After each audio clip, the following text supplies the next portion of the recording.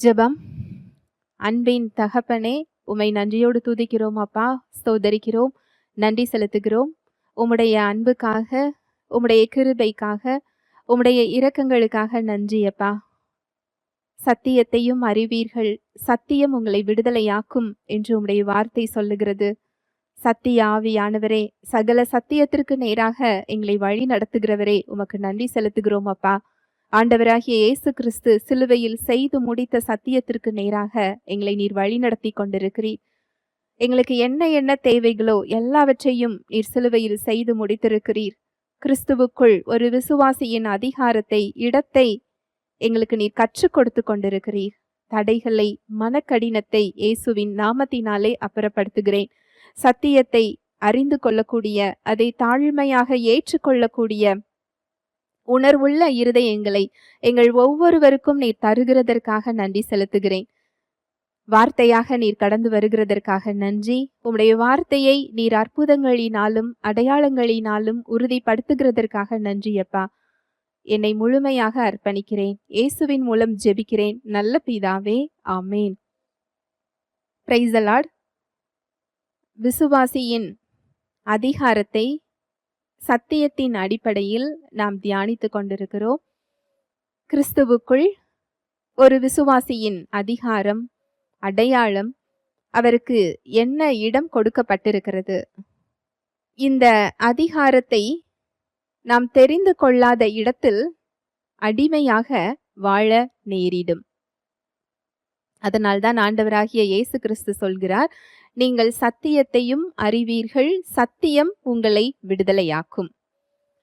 கிறிஸ்துவுக்குள் ஒரு விசுவாசி பரிபூரணமாக இருக்கிறார்.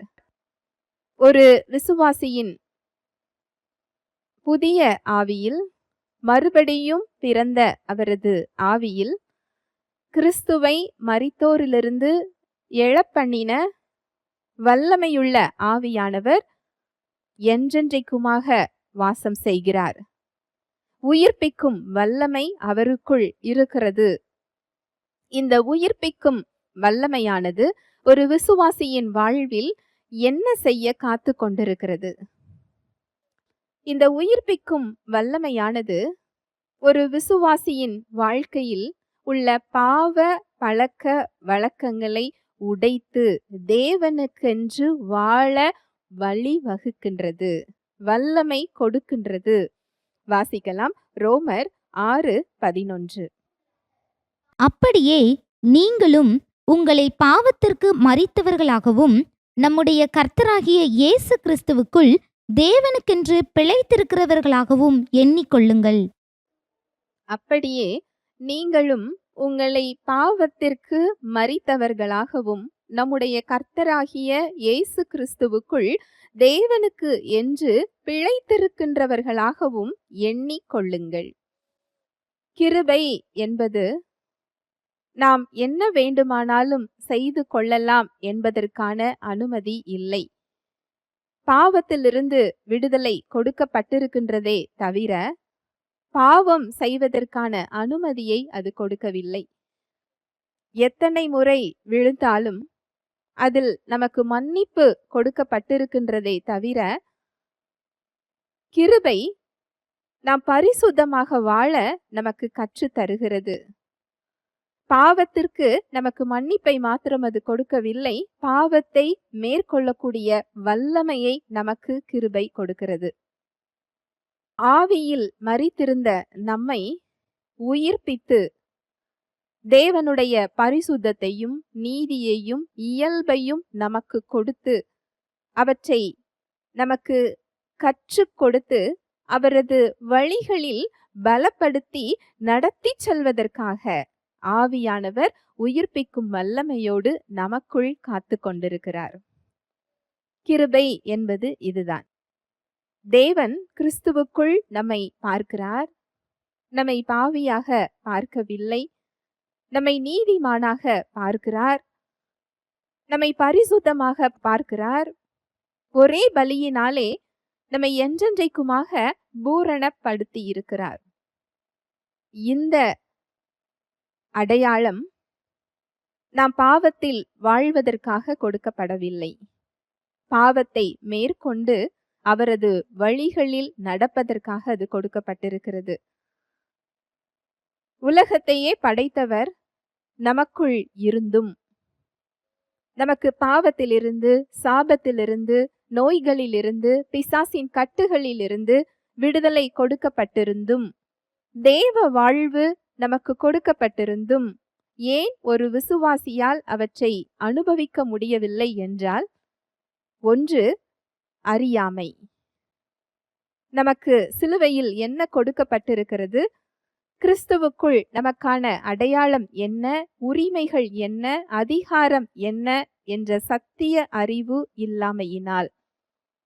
இரண்டாவதாக, ஆவியில் நாம் உயிர்ப்பிக்கப்பட்டிருந்தும், தேவ வாழ்வை பெற்றிருந்தும், கிறிஸ்துவை போன்ற அடையாளத்தை நாம் பெற்றிருந்தும், உலகத்தோடு ஒத்த வாழ்வை வாழ்வதனால் அந்த வல்லமை, அந்த கிருபை, அவரது வாழ்வு தடுக்கப்பட்டு கொண்டிருக்கிறது.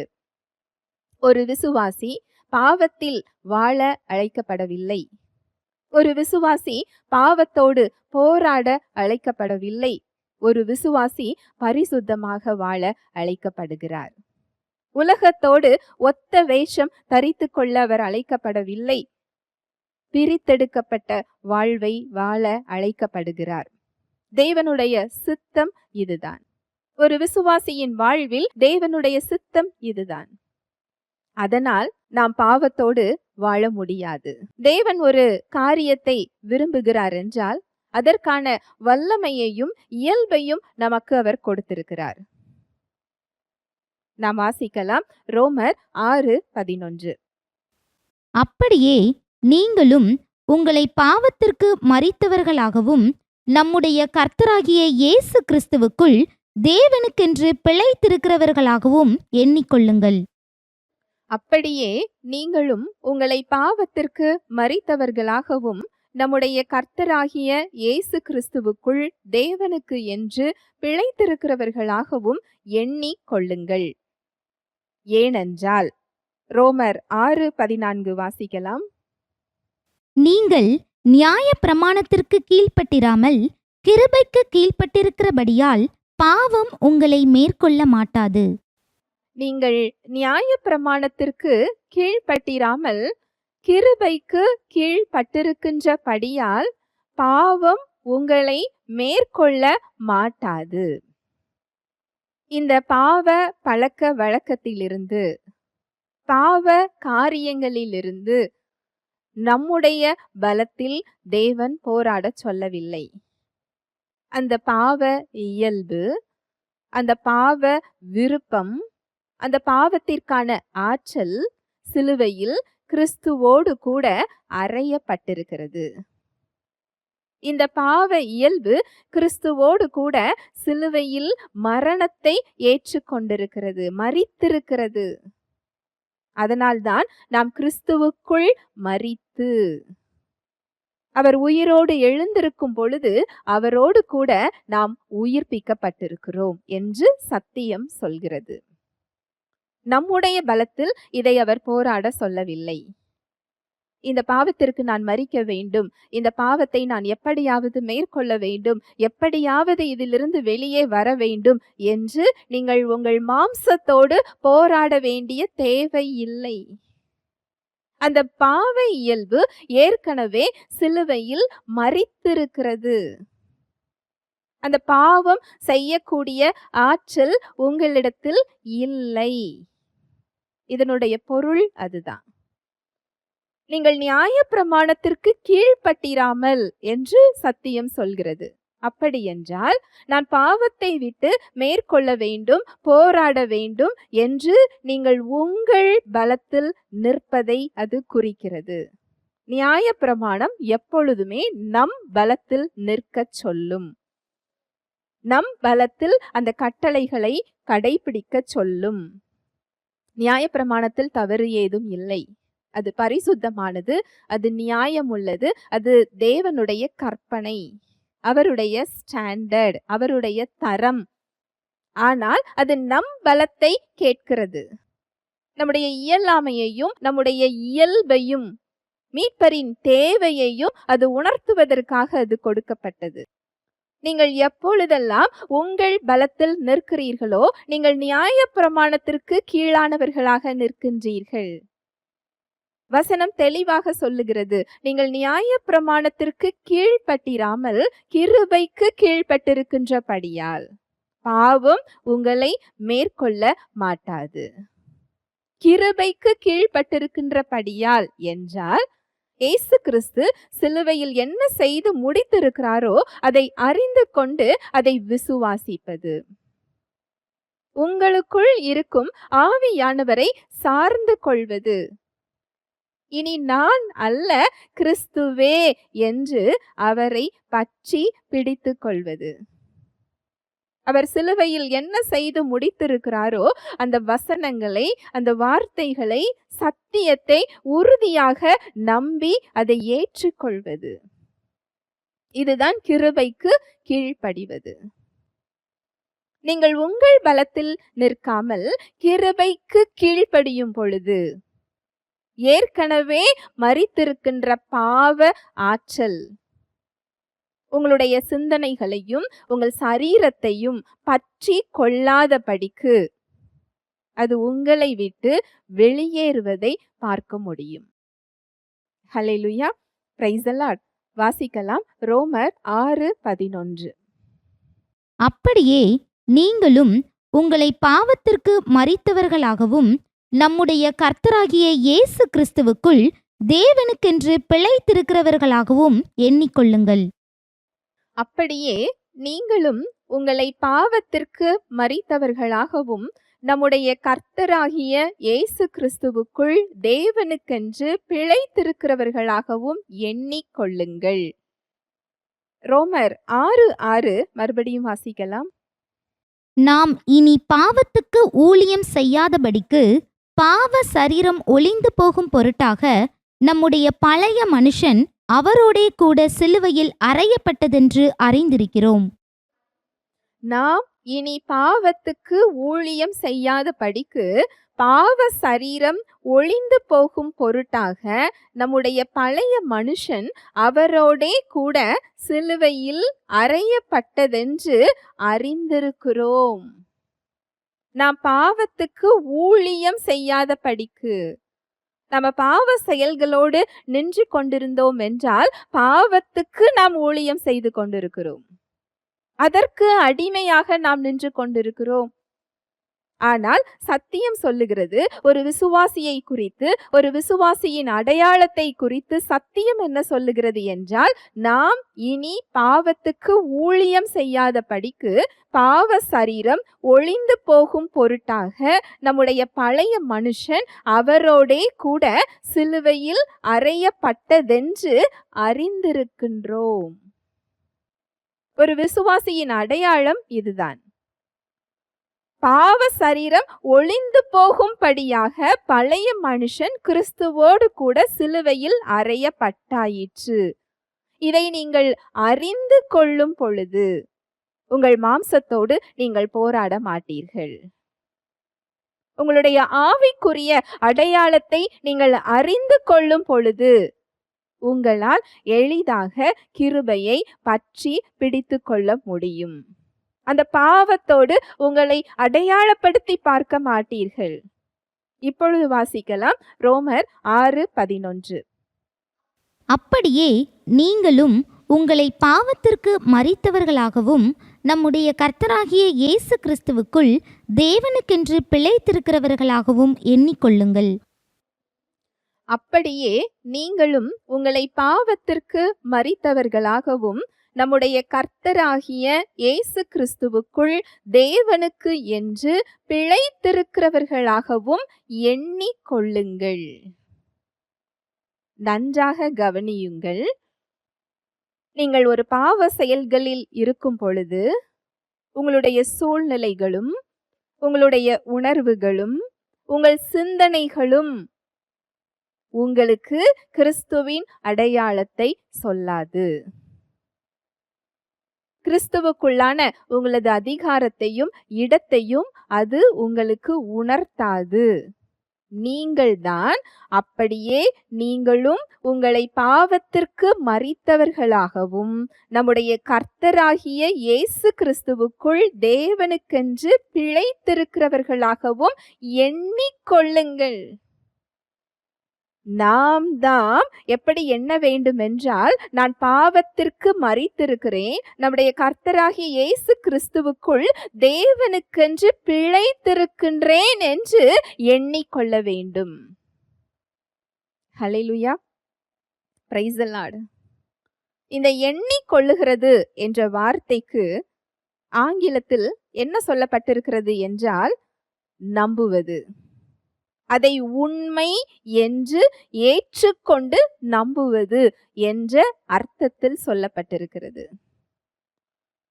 நாம் என்ன செய்ய வேண்டுமாம்? பாவத்திற்கு மரித்தவர்களாகவும் கர்த்தராகிய இயேசு கிறிஸ்துவுக்குள் தேவனுக்கென்று பிழைத்திருக்கின்றவர்களாகவும் நம்மை நம்பி அதன்படி நாம் செயல்பட வேண்டும்.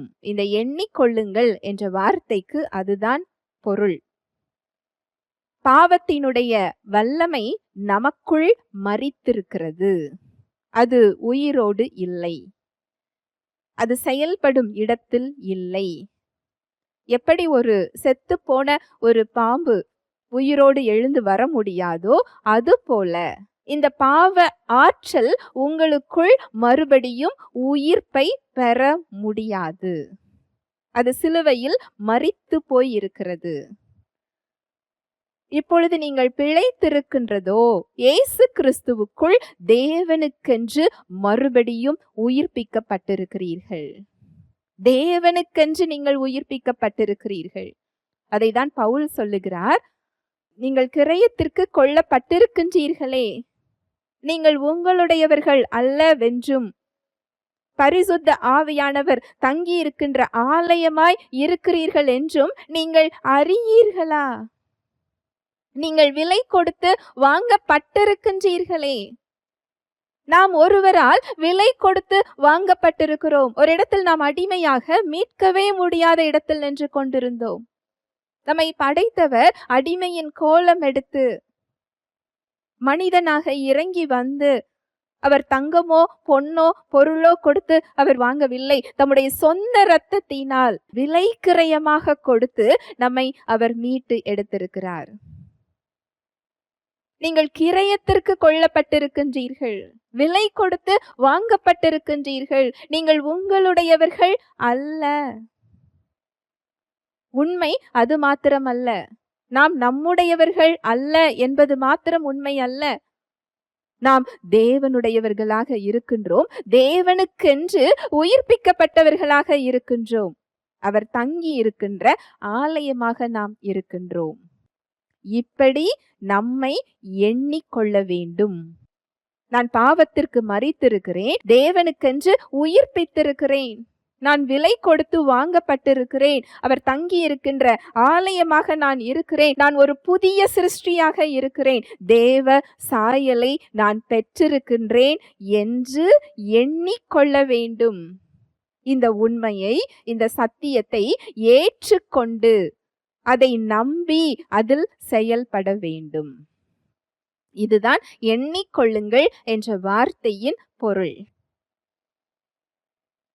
ஹல்லேலூயா, பிரைஸ் தி லார்ட். வாசிக்கலாம் 2 பேதுரு 1:4. இச்சையினால் உலகத்தில் உண்டான கேட்டுக்கு தப்பி திவ்ய சுபாவத்துக்கு பங்குள்ளவர்கள் ஆகும் பொருட்டு மகா மேன்மையும் அருமையுமான வாக்குத்தத்தங்களும் அவைகளினாலே நமக்கு அளிக்கப்பட்டிருக்கிறது. இச்சையினால் உலகத்தில் உண்டான கேட்டுக்கு தப்பி திவ்ய ஸ்பாவத்துக்கு பங்குள்ளவர்களாகும் பொருட்டு மகா மேன்மையும் அருமையுமான வாக்குத்தத்தங்களும் அவைகளினாலே நமக்கு அளிக்கப்பட்டிருக்கின்றது. ஒரு விசுவாசிக்கு என்ன அடையாளம் கொடுக்கப்பட்டிருக்கின்றது என்றால், திவ்ய ஸ்பாவத்துக்கு பங்குள்ளவர்களாகும் பொருட்டு அவரது சாயலை அவர் கொடுத்திருக்கின்றார். திவ்ய ஸ்பாவம் என்பது தேவ சாயலை அவர் நமக்கு கொடுத்திருக்கின்றார். அவரது வித்தினால் நாம் மறுபடியும் ஜெனிப்பிக்கப்பட்டிருக்கிறோம். ரோமர் 5:5 சொல்கிறது, வாசிக்கலாம். மேலும் நமக்கு அருளப்பட்ட பரிசுத்த ஆவியினாலே தேவ அன்பு நம்முடைய இருதயங்களில் ஊற்றப்பட்டிருக்கிறபடியால் அந்த நம்பிக்கை நம்மை வெட்கப்படுத்தாது. மேலும் நமக்கு அருளப்பட்ட பரிசுத்த ஆவியினாலே தேவ அன்பு நம்முடைய இருதயங்களில் ஊற்றப்பட்டிருக்கின்றபடியால் அந்த நம்பிக்கை நம்மை வெட்கப்படுத்தாது. மேலும் நமக்கு அருளப்பட்ட பரிசுத்த ஆவியினாலே தேவ அன்பு நம்முடைய இருதயங்களில் ஊற்றப்பட்டிருக்கின்றது என்று இந்த வசனம் சொல்கிறது. நீங்கள் ஜெபியுங்கள், நான் உங்களுக்கு தருகிறேன் என்று சொல்லவில்லை. நீங்கள் காத்திருங்கள், நான் உங்களுக்கு தருகிறேன் என்று சொல்லவில்லை. நீங்கள் கெஞ்சி மன்றாடி என்னிடம் கேளுங்கள், நான் உங்களுக்கு தருகிறேன் என்று சொல்லவில்லை. எப்பொழுது ஒருவர் கிறிஸ்துவுக்குள் வருகின்றாரோ, இயேசு கிறிஸ்துவை இரட்சகராக ஏற்றுக்கொள்ளுகிறாரோ, அவர் கிறிஸ்துவுக்குள் உடனே வந்து விடுகிறார். அவர் உணர்ந்தாலும் உணரவில்லை என்றாலும் அவருடைய இடம் அதுதான். கிறிஸ்துவுக்குள்ளாக தேவன் அவரை கொண்டு சேர்க்கிறார். இயேசு கிறிஸ்துவை இரட்சகராக ஏற்றுக்கொள்ளும் பொழுதே பரிசுத்த ஆவியானவர் தேவ சாயலை, தேவ இயல்பை, தேவ அன்பை அவருக்குள் ஊற்றி விடுகிறார். ஹல்லேலூயா, பிரைஸ் தி லார்ட். நாம் திவ்ய சுபாவத்தை பெற்றிருக்கிறோம். பரிசுத்த ஆவியானவரால் தேவ அன்பு நம்முடைய இருதயத்தில், உள்ளத்தில் ஊற்றப்பட்டிருக்கிறது. தேவ வித்தினால் நாம் மறுபடியும் ஜெனிப்பிக்கப்பட்டிருக்கிறோம். இயேசு கிறிஸ்து இப்பொழுது எப்படி இருக்கிறாரோ அதே சாயலை இவ்வுலகத்தில் நாம் பெற்றிருக்கிறோம். இதை நாம் எண்ணிக்கொள்ள வேண்டும். ஹல்லேலூயா, பிரைஸ் தி லார்ட். வாசிக்கலாம், ரோமர் 6:11. அப்படியே நீங்களும் உங்களை பாவத்திற்கு மரித்தவர்களாகவும் நம்முடைய கர்த்தராகிய இயேசு கிறிஸ்துவுக்குள் தேவனுக்கென்று பிழைத்திருக்கிறவர்களாகவும் எண்ணிக்கொள்ளுங்கள். இந்த எண்ணிக்கொள்ளுங்கள் என்ற வார்த்தைக்கு கிரேக்க மொழியில் அதை உண்மையாக ஏற்றுக்கொள்வது, தேவனுடைய வார்த்தை என்ன சொல்லுகிறதோ அதை விசுவாசித்து நாம் அதில் செயல்படுவது. இதுதான் கிரேக்க மொழியில் இந்த வார்த்தையின் பொருள். எப்பொழுது உண்மையாக ஏற்றுக்கொள்ளுவது? நாம் அதை சூழ்நிலைகளில் பார்த்தாலும் சரி, பார்க்கவில்லை என்றாலும் சரி.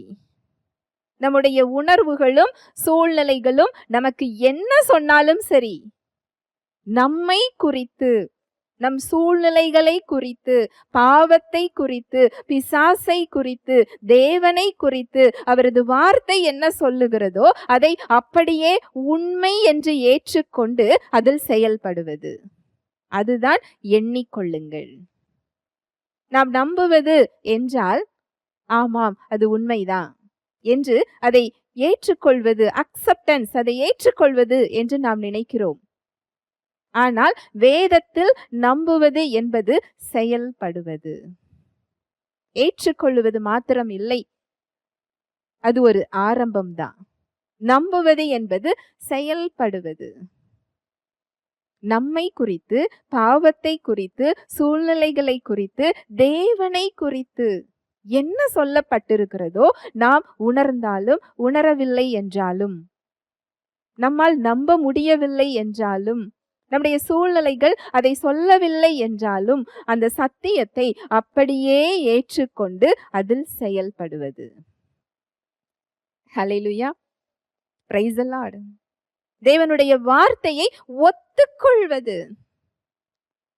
உதாரணத்திற்கு, ஒரு பாவ செயலில் உள்ள அடிமைத்தனத்திலிருந்து, ஒரு போதை பொருளுக்கோ, ஒரு குடிப்பழக்கத்துக்கோ, ஒரு விபச்சார பழக்கத்துக்கோ, இல்லை என்றால் ஒரு கோபத்தில் இருந்தோ, இல்லை என்றால் ஒரு மொபைல் போன்ல தேவையில்லாத காரியம் பார்க்கின்ற ஒரு அடிமைத்தனத்திலிருந்தோ, எதிலிருந்தோ உங்களுக்கு வெளியே வர முடியவில்லை என்று வைத்துக் கொள்வோம். வெளியே வர வேண்டும் என்று நாம் நினைக்கிறோம். ஆனால் அந்த சூழ்நிலைக்குள் செல்லும் பொழுது விழுந்து விடுகிறோம். நம்முடைய உணர்வு என்ன சொல்லும்? நான் இப்படி ஒரு பாவியாக இருக்கிறேனே, இந்த இடத்தில் இதை மேற்கொள்வதற்கான வல்லமை எனக்கு இல்லை. எனக்கு தகுதி இல்லாமல் நான் இருக்கிறேனே, நான் எப்படி தேவனிடத்தில் செல்வது? தேவனுடைய உறவுக்குள் நான் எப்படி செல்ல முடியும்? நான் அழுக்காக இருக்கிறேனே என்று நம்முடைய உணர்வு சொல்லும். ஒரு குற்ற மனப்பான்மையும் ஒரு தகுதியின்மை என்ற உணர்வையும் அது கொடுக்கும். ஆனால் இதை குறித்து சத்தியம் என்ன சொல்லுகிறது? ஆண்டவராகிய இயேசு கிறிஸ்துவின் இரத்தம் நம்மை பாவங்களற கழுவி நம்மை நீதிமானாக்கி இருக்கிறது. நாம் பாவத்திற்கு மரித்தவர்களாகவும் தேவனுக்கென்று பிழைத்தவர்களாகவும் இருக்கிறோம். நாம் நம்முடைய பாவங்களை அறிக்கையிட்டால் அவற்றை நமக்கு மன்னித்து இயேசு கிறிஸ்துவின் இரத்தத்தினால் நம்மை சுத்திகரிப்பதற்கு அவர் நீதியும் உண்மையும் உள்ளவராக இருக்கிறார். தேவன் நம்மை பாவியாக பார்ப்பது இல்லை, கிறிஸ்துவுக்குள் நீதிமானாக நம்மை பார்க்கிறார். நம்ம இயேசு கிறிஸ்துவின் இரத்தத்தினால் கழுவப்பட்டவர்களாக, மீட்கப்பட்டவர்களாக, பாதுகாக்கப்பட்டவர்களாக, பரிசுத்தமானவராக அவர் பார்த்து கொண்டிருக்கிறார் என்று சத்தியம் சொல்கிறது. தேவனுடைய வார்த்தை இப்படிதான் கூறுகிறது. உங்களுடைய உணர்வுகள் என்ன சொன்னாலும் சரி, தேவனுடைய இந்த வார்த்தையை, சத்தியத்தை நீங்கள் தாழ்மையாக ஏற்றுக்கொண்டு அதை விசுவாசித்து அதில் செயல்படுவது, அதுதான் எண்ணிக்கொள்வது. தேவனுடைய வார்த்தையை நீங்கள் அங்கீகரித்துக் கொள்வது, ஏற்றுக்கொள்வது. அதனாலதான் வசனம் சொல்கிறது, தேவன் பெருமையுள்ளவர்களுக்கு எதிர்த்து நிற்கிறார், தாழ்மையுள்ளவர்களுக்கோ அவர் கிருபை அளிக்கிறார். நாம் நம்மை தாழ்த்தி கொள்வதை தாழ்மை என்று நினைக்கிறோம். வேதத்தில் சொல்லப்பட்டுள்ள தாழ்மை அதுவல்ல. தேவனுடைய வார்த்தை நம்மை குறித்து என்ன சொல்லுகிறதோ அதை அப்படியே ஏற்றுக்கொள்வதுதான் உண்மையான மனத்தாழ்மை. தேவன் சொல்லுகின்ற வார்த்தைகளை நாம் அப்படியே ஏற்றுக்கொண்டு அதை விசுவாசித்து அதில் செயல்படுவது. அந்த வார்த்தைகளை கொண்டு நம்முடைய சிந்தனைகளை மறுரூபமாக்குவது. நீங்கள் பலவீனமாக உணரலாம். தேவனுடைய வார்த்தை சொல்லுகிறது, பலவீனன் யாவரும் தன்னை பலவான் என்று சொல்வானாக. ஹல்லேலூயா, பிரைஸ் தி லார்ட். நீங்கள் ஒரு இச்சையை தூண்டக்கூடிய ஒரு சோதனையினால் சோதிக்கப்படலாம். ஆனால் தேவனுடைய வார்த்தை சொல்லுகிறது, நீங்கள் பாவத்திற்கு மரித்திருக்கின்றீர்கள். உங்களுக்கு கோபம் வருகின்ற உணர்வு வரலாம். ஆனால் சத்தியம் சொல்லுகிறது, பரிசுத்த ஆவியானவரால் தேவ அன்பு உங்கள் உள்ளத்தில் ஊற்றப்பட்டிருக்கின்றது. கோபம் உங்களை மேற்கொள்ள முடியாது. பாவம் செய்யக்கூடாது என்று நினைக்கிறேன், ஆனால் அதை செய்து விடுகின்றேன் நீங்கள் சொல்லலாம். ஆனால் அதை கட்டுப்படுத்தக்கூடிய, செல்ஃப் கண்ட்ரோல் என்று சொல்லக்கூடிய, சுயத்தை கட்டுப்படுத்தக்கூடிய தேவனுடைய பரிசுத்தம் உங்களுக்குள் கொடுக்கப்பட்டிருக்கிறது. ஹல்லேலூயா, பிரைஸ் தி லார்ட். ஆபிரகாம் இதைதான் செய்தார். வாசிக்கலாம், ரோமர் 4:3. வேத வாக்கியம் என்ன சொல்லுகிறது? ஆபிரகாம் தேவனை விசுவாசித்தார், அது அவருக்கு நீதியாக எண்ணப்பட்டது என்று சொல்லுகிறது. வேத வாக்கியம் என்ன சொல்லுகிறது? ஆபிரகாம் தேவனை விசுவாசித்தார், அது அவருக்கு நீதியாக எண்ணப்பட்டது என்று சொல்லுகிறது. இந்த எண்ணப்பட்டது என்பதும் உங்களை பாவத்துக்கு என்று மரித்தவர்களாகவும் தேவனுக்கென்று பிழைத்தவர்களாகவும் எண்ணிக்கொள்ளுங்கள். அந்த எண்ணிக்கொள்ளுங்கள் என்ற வார்த்தையும் எண்ணப்பட்டது என்ற வார்த்தையும் ஒரே வார்த்தை, ஒரே பொருளில் சொல்லப்பட்ட ஒரு வார்த்தை. ஆபிரகாம் என்ன செய்தார்? அவர் எதை பார்த்தாரோ அதன்படி அவர் செயல்படவில்லை. அவருடைய சரீரம் செத்து போன நிலைமையிலும், சாராளுடைய கர்ப்பம் செத்து போன நிலைமையிலும் அவர் அதன்படி செயல்படாமல், தேவனுடைய வார்த்தை என்ன சொன்னதோ, அவரை குறித்து என்ன சொல்லப்பட்டதோ வானத்து நட்சத்திரங்களைப் போலவும் பூமியின் தூளைப் போலவும் உன் சந்ததியை பெருக பண்ணுவேன்.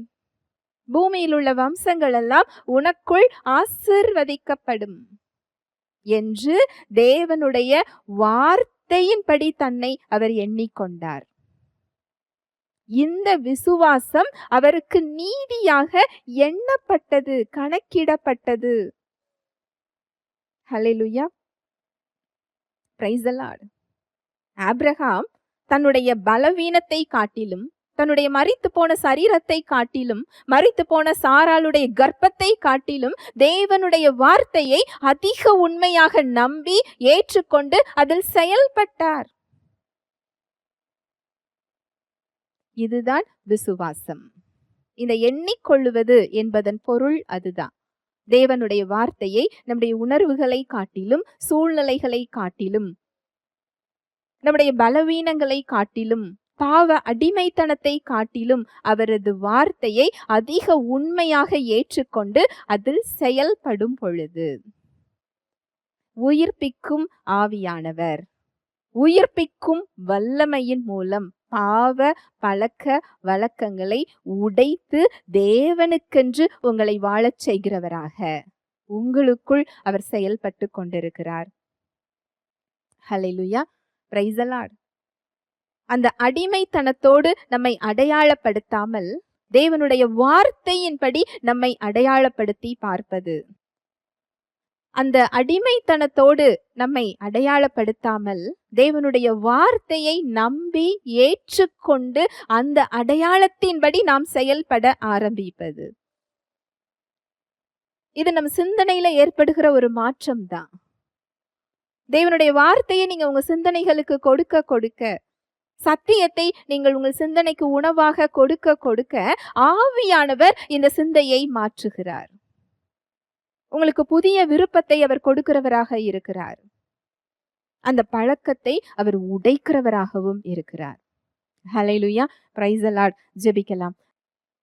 அன்பின் தகப்பனே, உம்மை நன்றியோடு துதிக்கிறோம் அப்பா, ஸ்தோத்தரிக்கிறோம், நன்றி செலுத்துகிறோம். உம்முடைய அன்புக்காக, உம்முடைய கிருபைக்காக, உம்முடைய இரக்கங்களுக்காக நன்றி அப்பா. எங்களுக்குள் என்றென்றைக்குமாக இருக்கின்ற ஆவியானவர் தம்முடைய உயிர்ப்பிக்கும் வல்லமையினால் எங்களுடைய பாவ பழக்கங்களை உடைத்து தேவனுக்கென்று எங்களை வாழச் செய்ய காத்து கொண்டிருக்கிறார் என்ற சத்தியத்திற்காக நன்றி.